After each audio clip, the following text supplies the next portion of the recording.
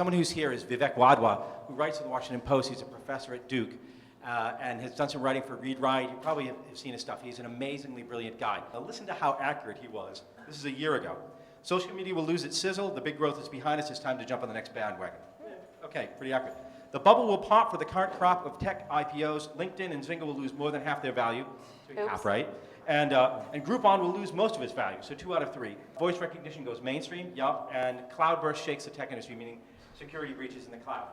So Vivek got a lot right last year, so I asked him, since he was going to be here tonight, to take the mic from me and talk about some predictions that he has for the year. So come on up, and I'll take your seat, and you sit here. Okay?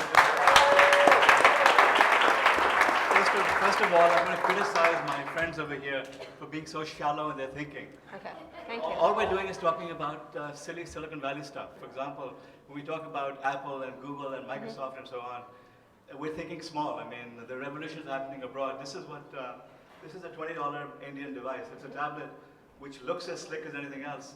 It's about half as fast as Surface and the Google thing. But for the masses in the world, this is life-changing. If you're a villager in India, there are 911 million cell phones in India, 1.1 billion in China. Cell phones change people's lives. They cost about $40, $50. These are going to be given to kids at $20. They're going to come with unlimited Wi-Fi for $2 a month. This is going to bring billions of people online in this decade. It's the most significant revolution to come. Think about it. We have lots of reviewers talking about how they're living on these 7-inch devices right now, that they don't even use their PCs. When the price goes down to $50, where's the margin?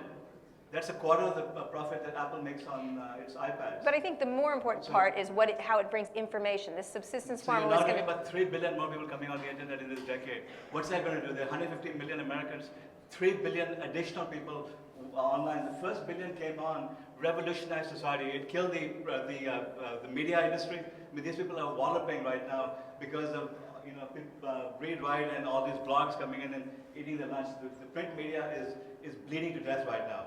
And look at what happened with e-commerce. You have retail bleeding to death right now. The travel industry, the fact that Kayak got bought for what, $1.8 billion, it's a silly little website.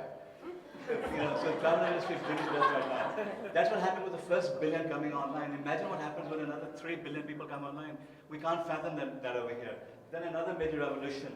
Rethink Robotics released the Baxter robot about 6-7 weeks ago. A $22,000 device that has 2 arms, that can do human-like movements, that has a screen that shows its emotions, that can be programmed within a day. It's going to revolutionize manufacturing. China is toast. I mean, literally, when you can now do manufacturing with robots which don't complain, they don't drink, they don't have unions, they work 24 hours a day, for $22,000, it's going to impact manufacturing like you won't believe. You're talking about tech. Tech is broader than tablets, and it's broader than Apple and the things we've been talking about. Tech includes the robots and the artificial intelligence agents and everything that's happening in the manufacturing. So we're going to have robots and artificial intelligence, and you don't think we're going to have robot unions? Yeah.